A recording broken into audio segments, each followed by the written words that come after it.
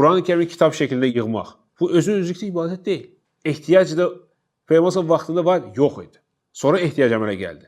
Ona görə nə vaxt Omar radiyallahu anh Əbu Bakrə məsləhət gördü ki, kitabı yıxsın, o vaxt ki, Quran hafizləri böyük sayda şəhid oldular. Öncə sahabələrin vaxtında, Peyğəmbər vaxtında ehtiyac yox idi Quranı yığmaq kitab şəklində. Çünki sahabələrin sayı məhdud idi və onların çoxusu hafiz idi, Quranı əzbər bilirdilər. Ona görə ehtiyac yoxdur o kitab şəklində qoymaq. Hamısı qəlbində, sinəsində Quranı gezdirirdi. Aydındır? Lakin o vaxt ki, deməli, ona Qarabağ deyilər. Bir dənə bağ idi. Onun ətrafında, yəni o Qarabağ döyüşü idi.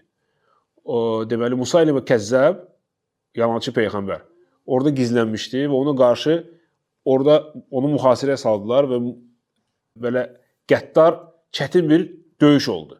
Və o döyüşdə çoxlu sahabilər öldülər. İndi fikir verin, artıq Peyğəmbər dünyadan gedib, neçə dənə sahabi qocalıb dünyadan getdilər bir tərəfdən. İkinci tərəfdən müsəlmanlar da artdılar. Yəni, müsəlman dövləti böyüdü.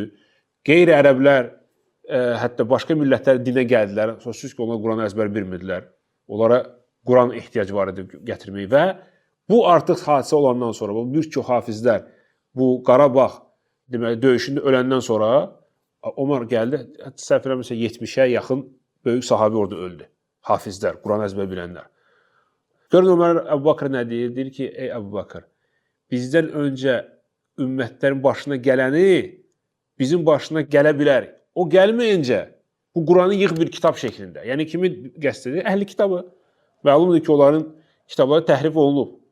Lakin deyir, təhrif olunmayınca gəl bir kitabı yığ, kitab şəklində qalsın. Artıq görürsünüz, ehtiyac əmələ gəldi. Peyğəmbər vaxtında yox idi o ehtiyac. Aydındır?